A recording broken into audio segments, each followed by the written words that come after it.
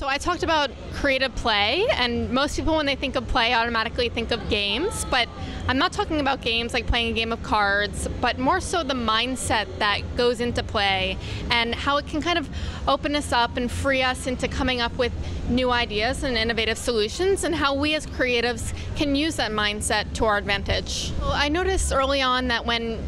there's endless possibilities for what you're doing and there's no constraints around your work, it's actually much harder to come up with really good ideas or visual solutions because you end up just drowning in all the possibilities. So oftentimes when clients come to us with these very open creative briefs, at our studio we'll end up setting very tight guidelines or limitations that help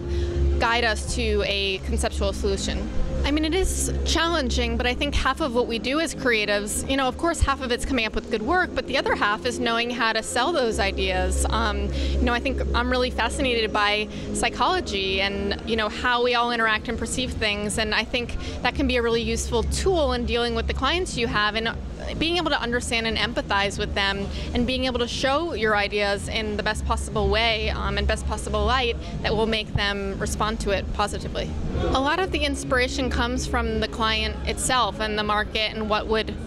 work best for that market. Sometimes a brand already has equity in a certain color and it just makes most sense to run with that color, and other times it's being inspired by what's around them or their competitors and understanding how to position them in a way that's going to feel unique and fresh and is best for them. So it's a mix, but we kind of work with colors the same way we work with the briefs, and we do set these constraints with them and work with that palette that we have. I don't think it's so challenging to work across many different disciplines because I think ultimately what we're doing is problem solving, and how that applies, whether that's on a print campaign or a 60-second spot, is not that much different. The hardest part is the great idea and selling it to the client. Production will happen after that. That just takes time and persistence. I think actually when I'm most creative is when I'm sad. Like when I'm happy, it's like not that inspiring to go out and make stuff, but when I feel a little bit of a slight sadness, it's like,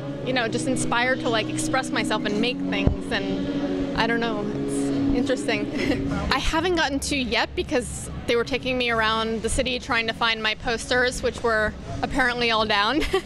So I missed the talks before me, but I'm going now to the cocktail hour and excited to meet people in all different disciplines and talk and drink and have fun.